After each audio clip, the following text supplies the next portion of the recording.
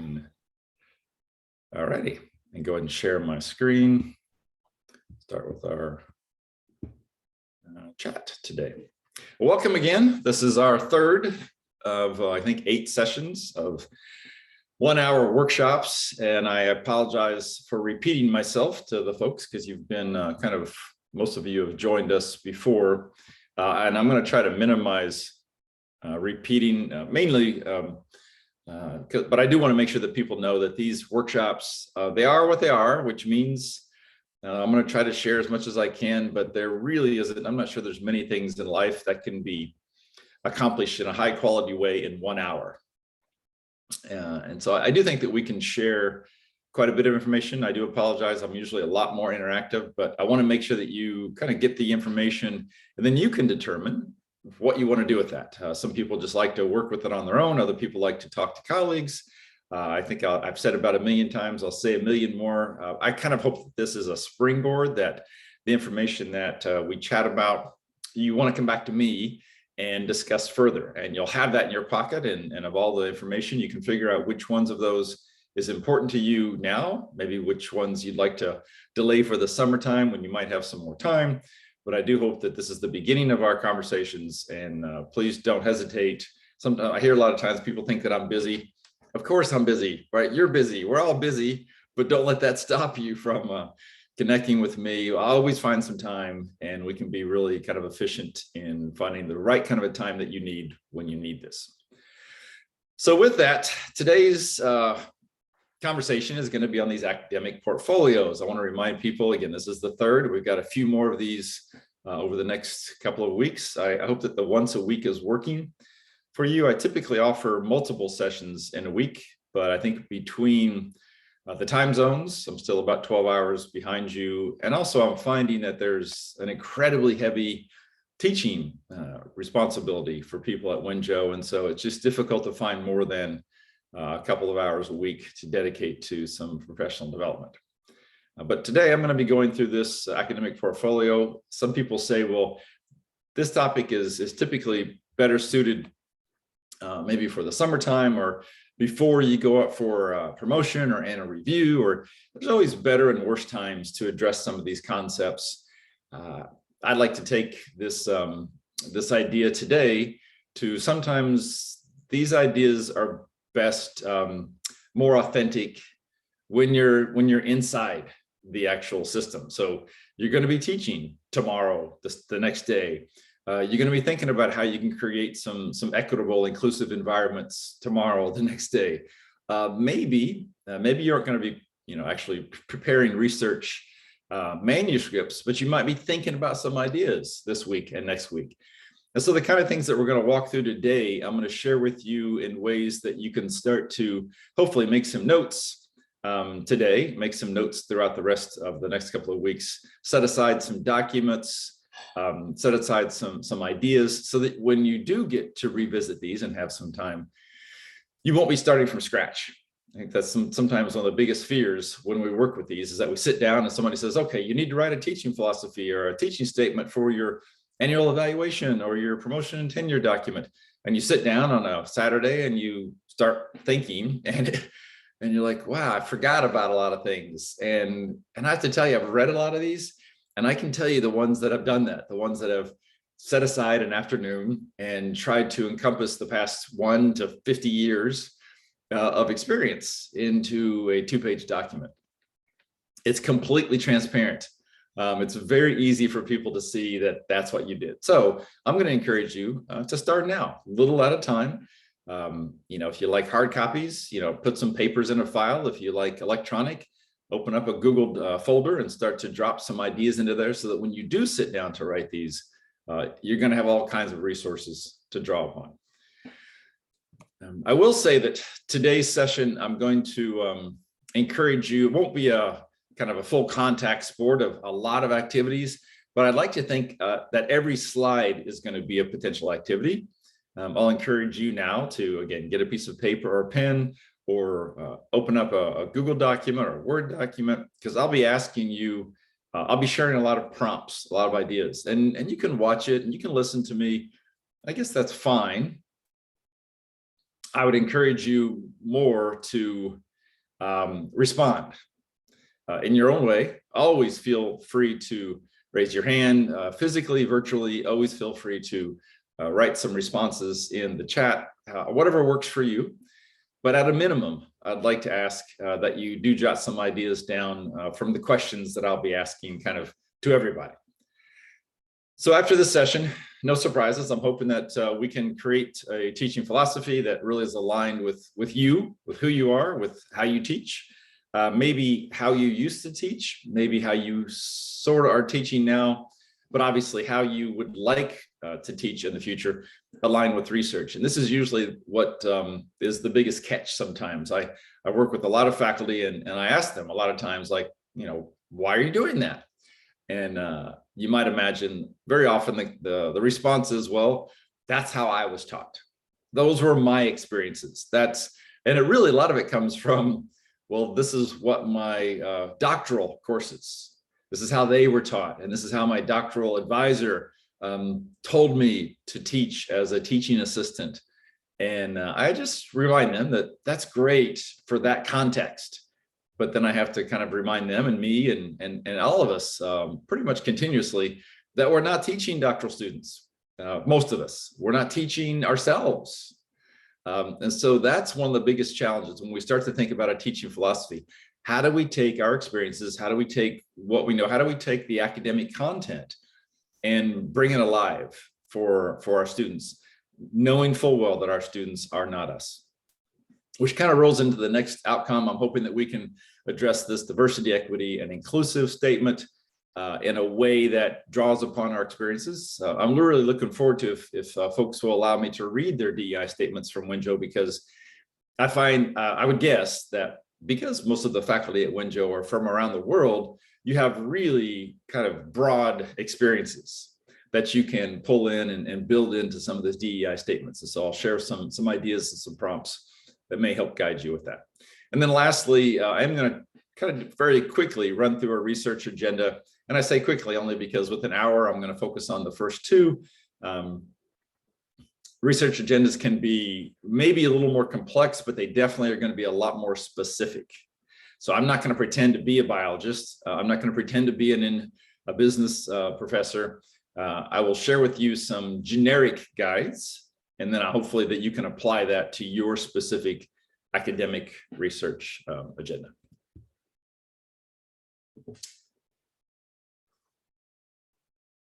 And again, don't hesitate with any of these.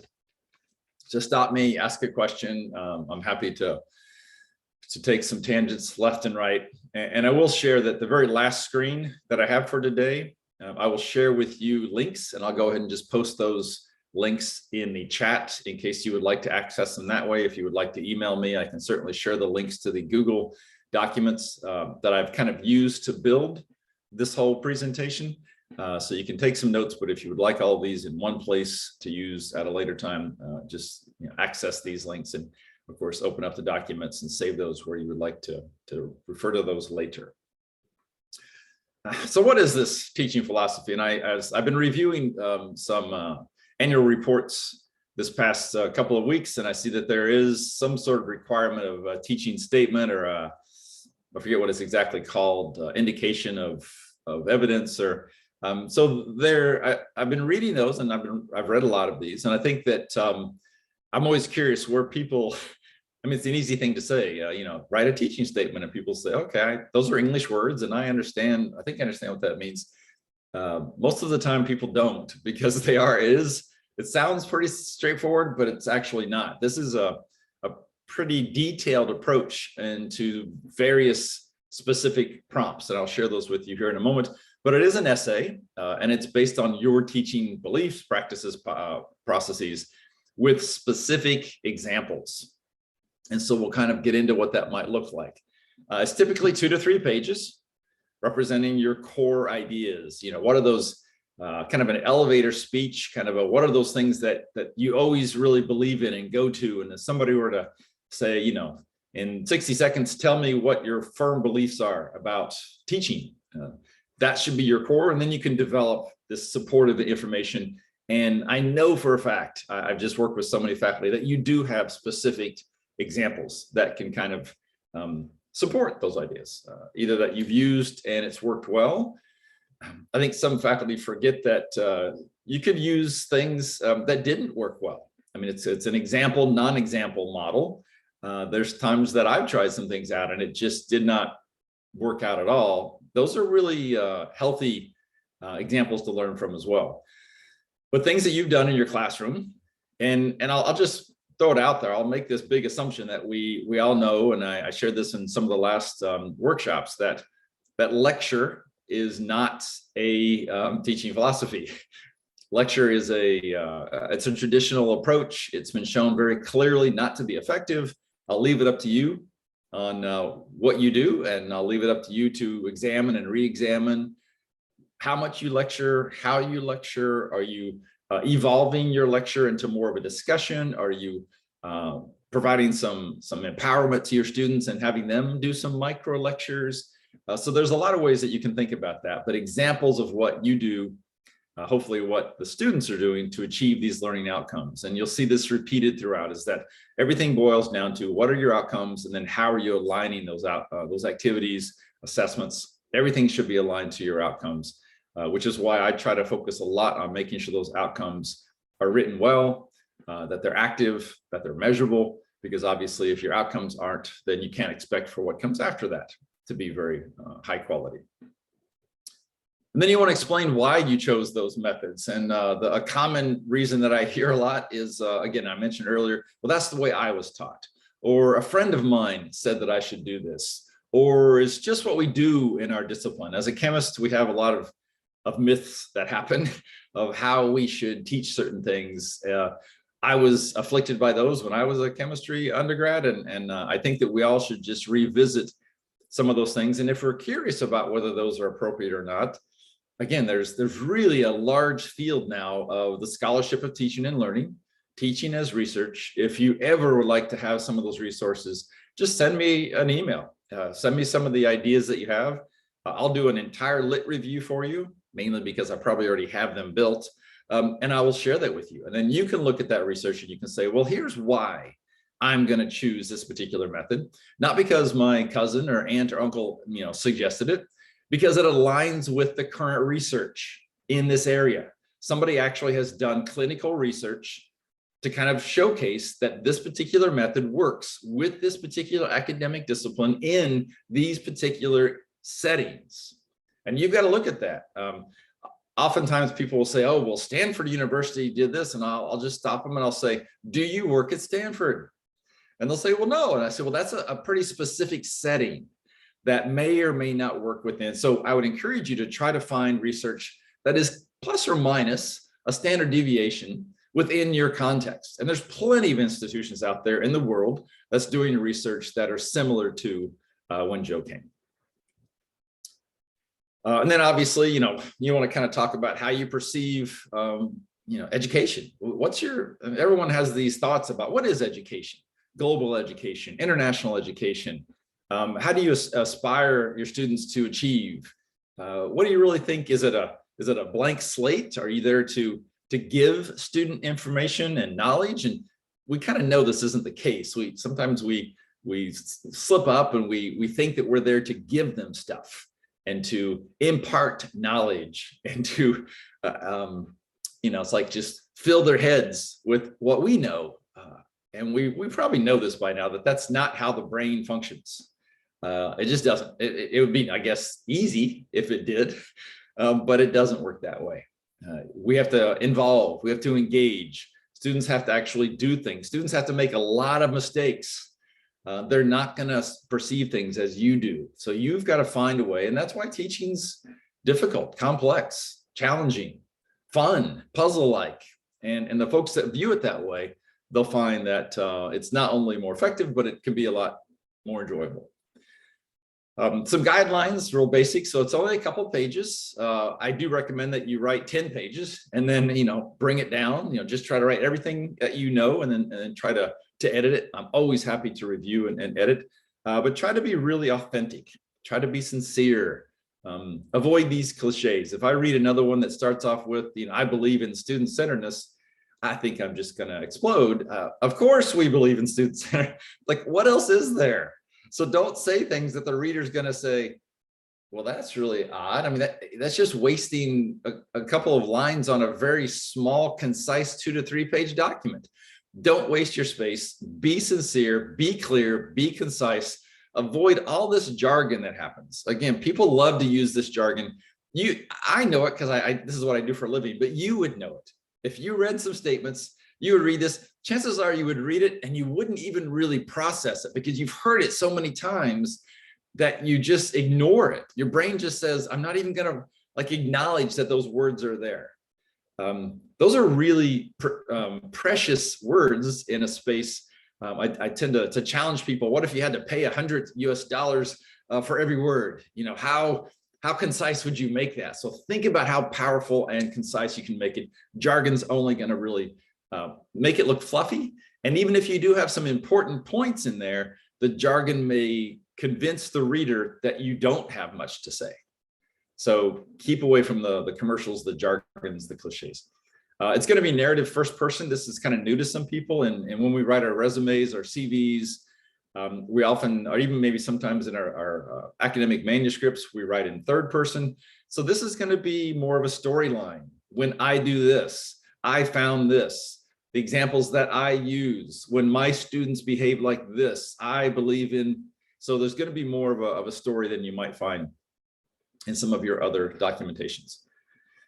And this is the key that I've read, again, many of these that I've rarely find this aspect. And I'm going to encourage you to hyper focus in on this. So instead of cliches and jargon, input specific examples. When I taught Intro to Chemistry 3 years ago, I deployed this methodology. I had 5 students that engaged in this, and those 5 students, no, not they earned an A. We don't really care about grades. They were able to make connections above and beyond. They wrote procedures that really parallel what I would find in the workplace. They were behaving like professionals, way beyond their careers. I mean, if the golden standard is if somehow you can actually get data from those students after they've left your class, you know, the next year, you know, the platinum standard, if you could somehow find them if they're in their workplace and they were to say things like, because of this activity, this case-based, authentic, project-based activity that you provided us in your class, this is exactly what we're doing in my job right now, right? I'm just giving you examples to do this. I have a sense that everybody has these. They may not think about them. They may not think about curating those, collecting those. Remember at the beginning of this session, I encourage you to think about how you might write some notes and gather some of those. When you sit down on a Saturday afternoon to write this, you know, this summer, you may forget about those examples, but you know them now because they just happened in yesterday's class or last week's class, or you got an email from a student that said that they were working and using these things. So gather them in real time, store them someplace, and then you'll find to write these will be a lot easier. Definitely specific. This kind of goes along with the jargon. I hear some people talk about really very generalized things like, you know, I believe the mission is to educate people around the world. Like that said nothing. That was just complete cotton candy. There was like nothing there. So you've got to be, I believe, I take this approach. I am a constructivist, a Bandurist, a neo-Piagetian. I'm whatever, you know, pick your educational model because it aligns with my academic discipline, because I have found it to be effective in these specific ways. And so this is a way, this is a difficult thing to do because chances are you're going to sit down and write 10 pages because you've done a lot of this. And so then you've got to find a way to filter, bring out the most important one, make connections, those kind of things. And again, I'm happy to help with that at any time. It is discipline specific, as you might imagine. And I hopefully at some point we can get a lot of these and we can share them within our disciplines so we can see some examples and grow upon those examples. And it should complement other materials. You'll see that I'll refer to this with all 3 of these documents. These should not be fragmented. They should not be standalone documents. They should be like 3 big pieces of a puzzle. They should overlap a tiny bit, but not much. enough so that somebody can see that there's continuity between these. So you're telling a story. Here's 3 major chapters. Each of those chapters, go in the same book, but you're not repeating yourself in a way that the reader just doesn't follow. Now, the challenge is with most books, there's a chapter 1, 2, and 3. With these 3 documents, they may not be in order. Like somebody may be more concerned about your research agenda, so they'll start with that. And then they might go to your teaching, and then they might go to diversity. So you've got to find a way, and this is where you've got to be a little more clever. You've got to find a way that any way that somebody kind of approaches these 3 documents, they'll find a way to realize that it's more circular than it is linear. And again, that only comes with practice, and so we can talk about it. So there's tons and tons and tons of these resources. I gave you the basics. I took a lot of this literature and I boiled it down into those slides. I'm happy to share any of these resources with you. It depends on how much time that you have. They've got some research on this. They've got some models on this. University of Michigan, Berkeley, Penn State have some actual examples of these. Say the word and I'll share any of these resources with you that you would like to find. I do want us to, I mentioned that I'd like you to kind of write some things. So this is to me kind of our first activity. I would love it if when I ask these prompts, you at least jot down a word or two to kind of remember, but I would like us to really think about these, right? So as far as teaching prompts, teaching statements, teaching philosophy, why do you teach? I mean, a lot of times people say, oh, I knew that I wanted to be a teacher when I was young, or sometimes I hear it, I just like to tell people things, or my parents or my grandparents were teachers, or it's in the family, or that's okay for a sentence. But we're more concerned with why you teach the way you do. So I touched upon this earlier, and people talk about passion, and there's nothing wrong with passion, but I'm very passionate about teaching, or passionate about helping people, or passionate about having an impact. Wonderful. One short sentence, but then tell the reader why you're passionate, what you're passionate about, what's the approach that you take to make sure that both that passion is coming through. And the biggest thing that we find a lot of times, how are you going to sustain that passion? It's pretty easy to have that when you're kind of new, but life has a way of not always being smooth. And so what are you going to build into your approach to teaching to make sure that you can kind of get through some of the rough times? How do you create these accessible, inclusive environments? And so this is a lead into the DEI statements. This is another way we talked about the puzzle that you can possibly make a little connection with that and refer to each one of those to help the reader see that there is some continuity. But there are ways, and I'll share with you a list that if you haven't thought about this, that you can create some of these accessible, inclusive. And accessibility could be limited sight, limited vision, limited physical, limited financial, limited cognitive. There's all kinds of ways that we can create more accessible, open, safe environments for our students. And this is something that I find a lot of faculty do not do. They all want to do it. When I share with them some strategies, they at first are upset with themselves that they didn't do this in the first place. And then they want to know more, because I think we all deeply care, and very few of us do this intentionally. We do it accidentally. And we want to believe that, well, why don't students tell us? They won't. They're human beings, and humans don't typically behave that way. So we, as the kind of the leaders of our instruction, we have to really kind of anticipate these and create accessible, inclusive materials. How does your teaching facilitate learning? Now, this is a simple prompt, but I would challenge you to think about action, reaction, right? So you do something, you show up to class, you say hello, you write something on the board, you ask a question, that could be facilitating learning, but I always challenge, how do you know? And some people quickly jump to this concept of assessment, measurement, and evaluation.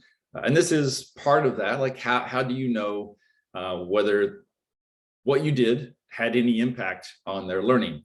whenever I'm asked to do a classroom observation, I always do a debrief, a pre-brief. So before I go into the class, and I ask faculty 3 basic questions. You have a lot going on, and I try to boil it down to be as concise as possible.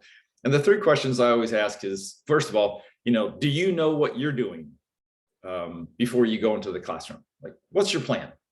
And most faculty know that. I would encourage them to write something down instead of just kind of go in and think that we're going to remember all that. The second question is, do you know what you want your students to be doing while you're doing number 1? And they'll say, sure, I know, I have a good idea of what that is. And I'll challenge them a bit, because I think sometimes we think that taking notes on a laptop or following along or nodding their heads, it's good starts, but engagement really can be measured differently. The number 3 question is what usually gets them to hesitate, which is, I ask them when they leave the classroom after each session, not at the end of the semester, how do they know, perhaps empirically, how do they know that number 1 and number 2 happened? And I'll leave that up to you, but I hope that you start to think about, because that's a great way to integrate into your teaching philosophy. Here's what I do. Here's what I expect students to do based on what I do. I ask questions. I put them in groups. I give them a whiteboard, and then I expect them to complete it, to have discussions, and then afterwards I have documentation to indicate that what I was hoping to do either was effective or it wasn't effective. And in kind of a close the loop approach, what if what you expected to happen didn't happen? What would you do? And those are things that you could write. Everything I just talked about could be done efficiently in a 1 paragraph in your teaching philosophy. What do you value in teaching? This is different for different folks and disciplines. Do you value career placement, graduating in 4 years, getting a good job, excelling in their current future, making connections, networking? There's all kinds of things that you could value in teaching. It's all about stating that, being clear, and then again, trying to figure out whether that's happening or not. The little deeper aspect, and I put this in a nice yellow box because it's one of my favorites, and I will say that this is one thing that will completely set your teaching philosophy apart. I rarely see this. When I do see it, it just screams at me when I read a teaching philosophy that this person clearly not only is an effective teacher and cares and is passionate and all these things, but they get it so much that they understand that there's something beneath kind of the surface of, here's what I'm going to do, here's what students are going to do, here's what teaching is. They understand that there's a real bedrock, a real foundation of how learning happens. And we call these learning theories. I've got a session on this next week that I'll share more about. If you'd like to know more about these, they can get complex. I try to frame it in a way of some basics. And so if you're interested in some of those basics, you can integrate these. Not that the teaching philosophy has to turn into a literature review or a manuscript or a research base, but I've got to tell you that if you want your teaching philosophy to be one of the best, you will have cited various learning theories or a model, or even have a citation of some research inside of that. Not a lot, but occasionally that for points that really are a foundational portion of what you believe and how you approach. And again, I'm more than happy to help you with those, so you don't have to learn them all, but you can learn enough to make sure that the connections are there for your main points. And the last thing, what does constitute this evidence of learning? We talked about some of this earlier. If you want them to do certain things, well, how are you going to leave that session, that semester, that year with some clear evidence? And I hope that you're not thinking about student evaluations of teaching. We all know that those are a zero correlation. I hope you're not thinking about test grades or student grades or transcripts. Those really have no correlation to learning. So it's up to you to gather that evidence, and the evidence can be gathered daily. It can be gathered with artifacts. It can be a pre-post assessment. We talked about that a little bit, of what did your students know, are able to do, and their dispositions before they met you, halfway through meeting you and at the end of a semester. So think about what that evidence might be. I'm going to share this. I shared this slide last week as some examples of evidence that you might think about. I won't go through this in detail because I did do it the last workshop. And again, I've got the video. Other people who are watching these videos, they can glance back at this. But these are some things that when I say evidence, in case it was unclear, these are evidence to measure effective teaching. So you might think about how you might be able to do something similar for effective learning. So teaching as research, we can do undergraduate research. Teaching portfolios, we could do student portfolios. I strongly recommend that you think about some sort of an e-portfolio system for your student, mainly because there's plenty of research that shows these are clear, direct measures of learning. Plus, they can be used afterwards. They can be used for career portfolios, and it's just something that is actually very durable and sustainable. Well-designed syllabus. Students could have well-designed projects. Observations, you can be observed. I talked to you about the observation process that I have. I'm hoping that you're doing some direct observations of your students' behaviors. Sometimes we think that we look at students while we're in class, but we actually can have them do some things and we can walk around. Just like we have peer observations, we can be observing their behaviors. We could be observing how collegial they are, how they communicate or not communicate, how they document, how they make sense of things. These are things that we can do as we're walking around the classroom, hopefully as we're giving them some time to work within small groups. That's clear evidence. It's evidence because it's being gathered by an expert, you. It should be evidence because you probably have some sort of a rubric or criteria or some sort of an attribute that you're looking for. And you're hopefully writing some of these down and you're documenting. You're not talking to the students. You're basically observing them, walking around and trying to determine what behaviors they're exhibiting that align with the behaviors that you hope they are. I mean, you know what an expert looks like in your area. Are they behaving like a chemist, a biologist, a philosopher? And if they are, let them know. If they're not, guide them to help them become more aware of that. Self-evaluations, I actually do a lot of self-evaluation. I do a pre and a post of students' self-evaluation on their abilities for chemistry. I think that they do need a little coaching on how to do a metacognitive self-evaluation. It's very hard to look inside yourself, teaching awards, and definitely some assessments. So these are some things that you might think about with teaching philosophies. DEI statements, shifting to the second aspect of today's session. I find that not everybody has done a teaching philosophy in their life. Some have. I find that less people have done DEI statements. A lot of universities now are requiring this as part of application requirements. More and more universities around the world are requiring these as accompanying documentation for annual evaluations, promotion and tenure for tenured line faculty. So if that's where you are looking to go, you might want to start to think now instead of waiting until it's expected of you. When you have some time, you may go ahead and create this now, because you'll find that this is like a teaching philosophy. This gets better with time. Draft it out, have it there, set it by the side, and you'll find that little by little, as you gain more background, more experience, these things start to grow and really become part of who we are. And so again, I don't know how many people have worked with these, so I'm going to kind of pretend that we're all starting fairly new. But these are basically a statement of who we are. What's our background, identity? What's our history? Keep in mind that there is not a wrong or right. Whatever you've experienced in the past is fine. There is no judgment on that. You'll see in a few slides that we start talking about what things that you can do for the future that might create a clearer, more powerful DEI statement. Obviously, you're looking at DEI and how it relates to your teaching or your research, things that either have happened, will happen, that can affect and relate to your performance as an academic.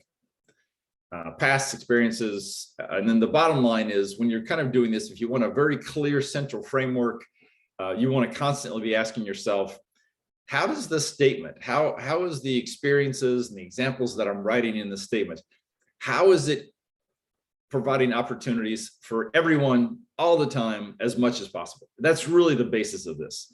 is to make sure that what we're doing isn't excluding everybody, marginalizing anybody, overlooking anybody, because we care for all of our students and we want all of them to be successful. And so it's easy to say, it's kind of a challenge to do because human behavior is challenging. So as we did with the teaching philosophy, here's a few guidelines for you to consider.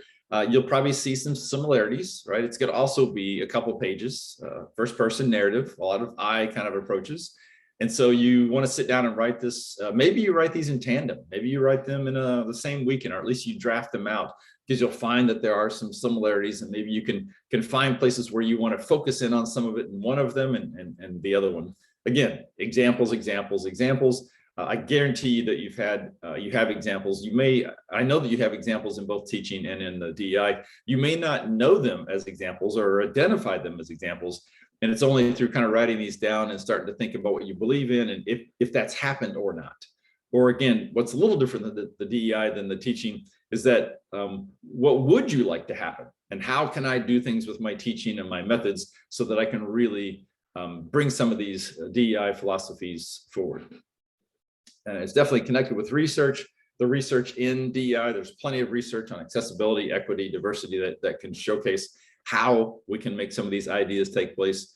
I think whenever I have these kind of conversations, a lot of people, would love to be able to do these. They feel a little bit apprehensive. They feel unqualified. I'll speak as a chemist. I felt a little bit unqualified at first because we have to disassociate from our academics for a moment and realize that this is all about people. Occasionally I'll joke with my chemistry colleagues and I'll say, so what do you teach? And they'll say, well, I teach organic chemistry. And I say, actually, you teach people. You teach students. You don't teach chemistry. You teach chemistry to students. And we have to remember that people is really the business that we're in. I know sometimes we want to pretend that we're in, a discipline business. If that were the case, you would be, creating chemicals. But we're actually here to help others understand our disciplines. Specific things that you've done or plan to do. So there could be some initiatives. You could think about some committees, some programs, some university-wide programs, some ways to help underrepresented backgrounds to kind of access students. I know sometimes people think that there are fairly homogeneous groups of students. Having worked in the UAE, I worked at a women's college, and people probably thought that those students were all the same. And I know that you know this. Of course they weren't, right? I don't know if that exists in human populations, and we all have some differences. And when we talk about underrepresented backgrounds, one of the biggest things that comes up is first generation. So a lot of students' parents had not gone to a post-secondary, tertiary, undergraduate.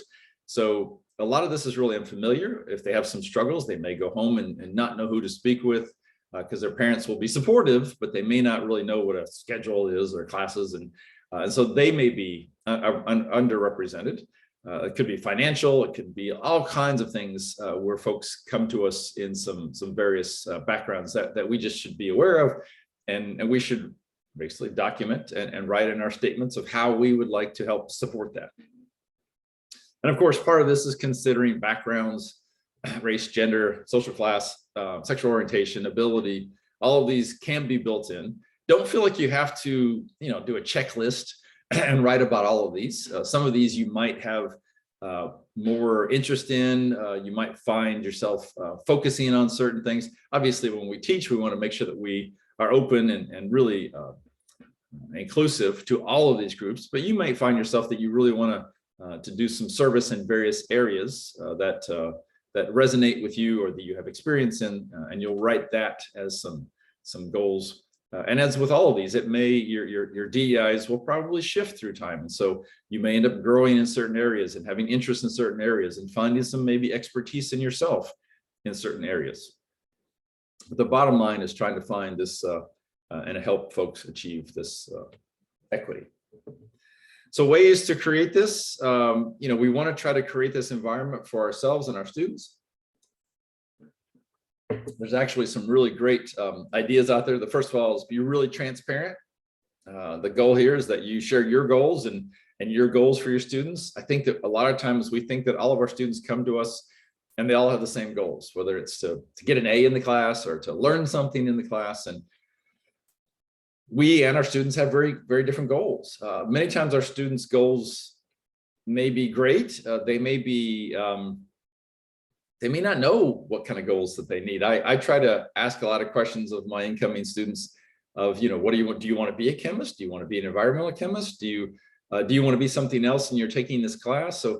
So having them really kind of think about what those goals are, and then trying to make sure that we're providing them the opportunities so that they can achieve those goals.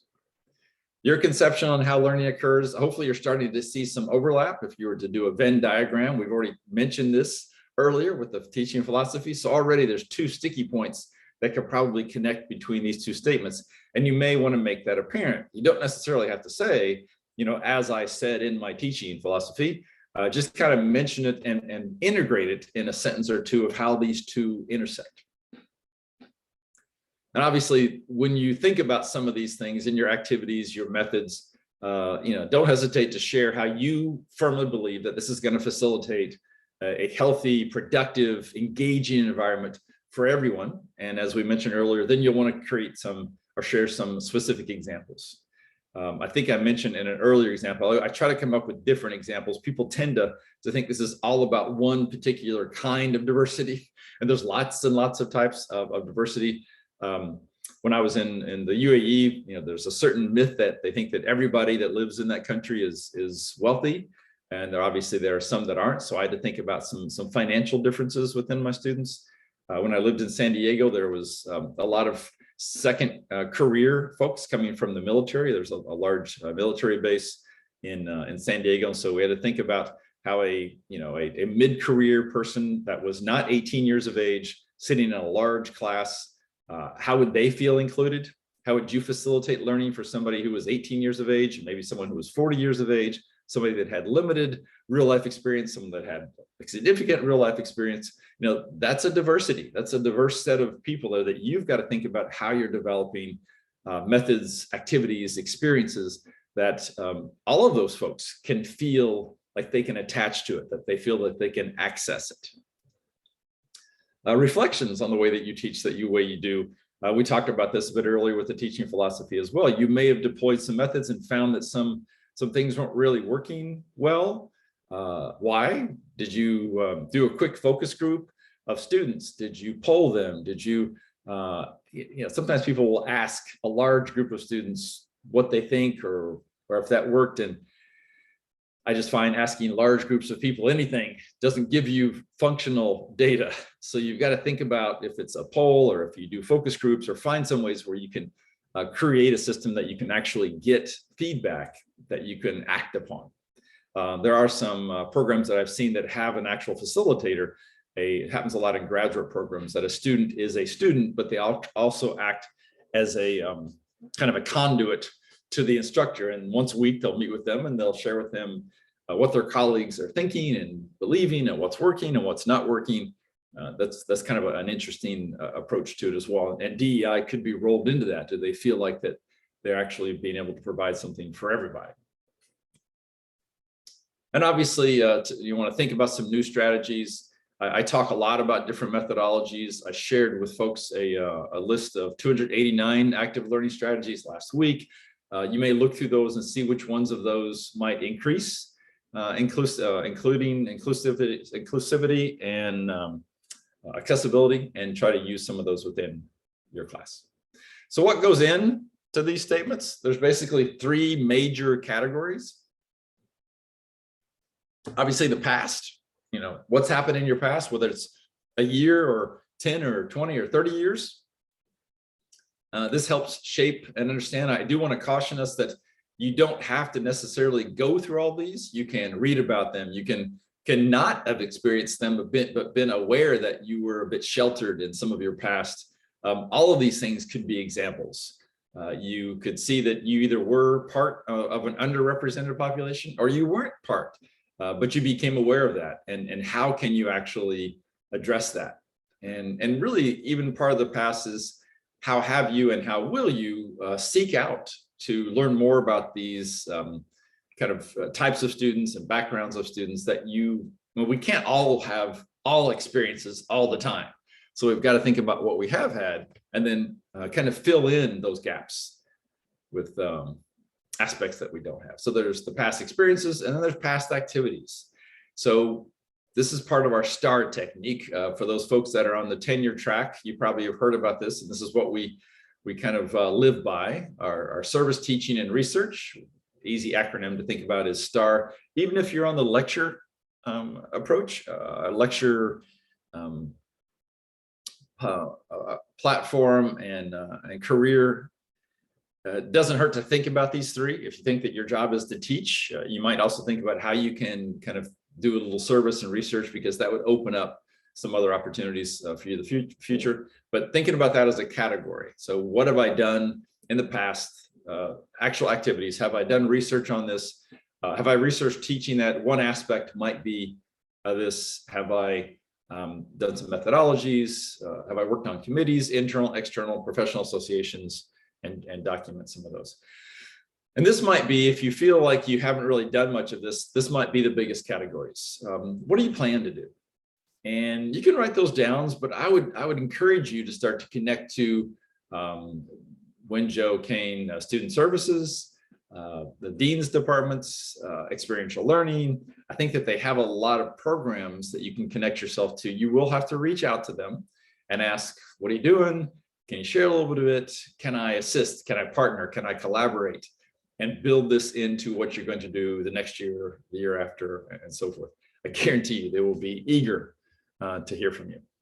All right, so I'm trying to be sensitive to the time. We've got about 12, 13 minutes. I'm going to run through some of these fairly quickly because you may start to think about, what does he mean by inclusive and how does that have to do with anything with teaching? I will share lists for those folks that would like to receive it. There's a really nice from University of Michigan's come out with a list of inclusive teaching strategies. This can be built into your teaching philosophy and your DEI statements. These are some things that you might say specifically. I actually reviewed my syllabus. I realized that I had a very homogeneous set of authors. I've changed the kind of books and readings and articles that I've done. I've updated these to make sure that they represent authors from various backgrounds. I used to use certain metaphors, similes for references and connections, but I find that they're not really connecting with the people's backgrounds. Humor is a large one. I have to catch myself. I like to use humor as a teaching approach, but internationally, humor is sometimes a challenge. And so you have to think about what that might do. Range of abilities, financial, physical, otherwise. A variety of methods always helps bring in more inclusivity because it's more sticky points for students to attend to, written and verbal, and making these connections within larger. So I'm happy to share some of these things. Another kind of side note that I hear a lot of times is how can we humanize our teaching? Because obviously if we can humanize that, it's going to recognize our students as humans. And when we do that, we want to include and make things more accessible to them. There was a fairly recent paper, and this is more to do with online, but I found a lot of this being able to work regardless of the context. But things like being present, listen deeply, comfortable, start on time, end on time. A real popular one is a temperature check at the beginning of the class, not just a hello, how are you doing, but maybe invite some announcements and celebrations. This is trying to help faculty and students see each other as we're in this together. Often I hear people say things like, well, I don't have time for that. And I challenge that. I know it seems like it takes time, but during that 50-minute period, you want a lot of people to kind of move along at the same time. But if they don't feel like they're part of the team, they may intentionally or unintentionally kind of drag things down or take you to a tangent. And so by doing some of these relationship building, beginning and at the end, kind of an exit ticket of what just happened. This is another way to document that third of 3 questions that I mentioned of what are you doing? What are they doing? Well, what just happened? An exit ticket of asking them some basic questions as they leave the classroom will help that out. And the bottom line with any time of this, and we know this, and people will say, well, that's common sense. But I find that when I observe faculty, sometimes they forget because we get nervous. Sometimes there's a lot of expectation. There's a lot to do. Sometimes students may not cooperate with us, but trying to be as flexible and as patient and just be you. I know it sounds overly simplistic, but students can detect when you're not being you, and we don't do a very good job at not being us. If we try to be someplace else, somebody else, especially if we try to be our doctoral chairpersons or our doctoral advisors, it usually doesn't work out very well. So you got to figure out who you are and kind of be that best person. So the last 10 minutes, I do want to touch upon the research agenda. I have a sense that some of you are looking for this. Again, I'll repeat that even if you're not on a tenure line, I'd recommend that you draft one of these out. It can't hurt you. You might think about how you might build this over time, and then it would open up some things for the future if you wanted to apply either internal or external for a tenure earning position, which would require some research. So it's a plan, right? It's going to be a plan of what you've done, your field, what are you interested in? If you do interview, most positions now, and even we at WKU, I think most recently for this current search going on, are requiring faculty who are applying for a tenure earning position, assistant professor position, to share a formalized research agenda and to do what's called a research talk, which they talk about the research they did in their doctoral programs. It should talk about your short and long-term goals, obviously things that you've done now, but a lot of times people hire or they look at annual evaluations as clear indications of what's called a propensity for research. So even if you haven't done certain things, do you have indicators that shows that you have a propensity? And especially if it comes down to grants. Have you worked on large government grants? Have you been a part of those? Have you reviewed those? Is there anything at all that shows you have the propensity for doing some research in the future, sponsored research, anything like that that you can write into this? Not to exaggerate or not to lie, but to say clearly what it is that you have done, what you are doing, and what you would like to be doing in the future, and perhaps how you might request some support for that. Conferences, mentors, it's not set, right? This is going to evolve. And similarly, it is going to be, a couple pages long. It shouldn't be that long. You should be able to get to the point fairly quickly.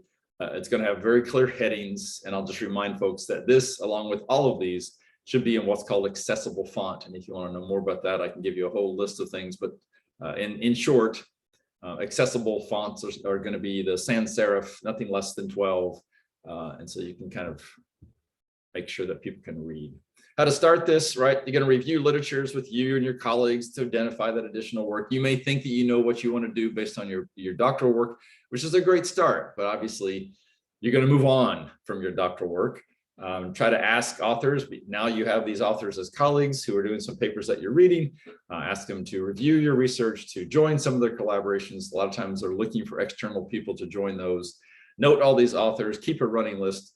When I work with grad students, when you do start to work with other authors, it becomes, you're one big community, and you start to know these people that you used to read and cite during your work. And now hopefully you're talking to them at conferences, and you're all part of the same team trying to review, research and publish similar ideas. There are a few in the document that I will share. There's a few examples. Here's one from Cornell that talks about how you might write one of these and some prompts that you might include. Obviously, your funding history, the kind of space, if you're in the sciences, you'll be asking for certain spaces, and be aware. I hate to introduce you to kind of understanding budgets and project management, but you need to know what a GC mass spec cost. If you're going to ask for one, you may have worked with them forever, but you wouldn't know how to cost it out. So you need to think about that. What kind of collaborations are you going to do? Hopefully it's beyond the academy. Hopefully you're thinking about industries and how you might connect with them and maybe get some funding for them from them. Future directions, all kinds of things of how you're going to connect with outside. The bottom line is trying to figure out ways that you can keep your agenda going forward, but also realize, the hard truth is that we need to find ways to bring in funding, and the funding will help build what you're doing and allow you to do the exciting things, as well as get that information out beyond our walls. So once again, for the third time, you're going to see some similarities. You're going to avoid jargon, but at the same time, you need to make sure that it's clear, not to everybody, but for instance, our provost, our vice chancellor is a biologist. So if you happen to be in chemistry, if you happen to be in computer science, you want to write it in a way, he's a very sharp person, write it in a way to where somebody can understand what you're writing. and not be so specific that only somebody who does, the nuances of your research can read that. So you've got to find that fine line. What makes you distinctive? Why would somebody look at your research agenda and think that you're going to actually do something exciting and worthwhile? What excites you? Or back to that kind of passion, and you may be able to connect that to your teaching philosophy. I'm going to actually share my research and my research within my teaching. And so that's my connection between my research agenda and my teaching philosophy, is that I see those two as actually building upon each other. I've got an interesting paper that shows that faculty who don't look at these as isolations, they look at them as part of the same packet and kind of have a symbiotic relationship between their teaching and research, they ultimately are more productive in both of those areas. Land major findings. So the last thing I just want to mention, that you can weaken your research agendas by being overly ambitious, not having a clear picture, not attending to the needs either of the department, the university, your academic discipline. Lacks the logic. You've got to be really clear. One of the big questions is they're always asking is, yeah, this is the research you're doing, but so what? Like, what's it going to do? How's it going to change anything? So be very clear about what the so what's going to be, and feel free to have other people review it, because the way you communicate this, both in the conciseness and the language that you use, is going to be absolutely essential. So let me stop sharing this. Let me stop the recording, and I will take questions.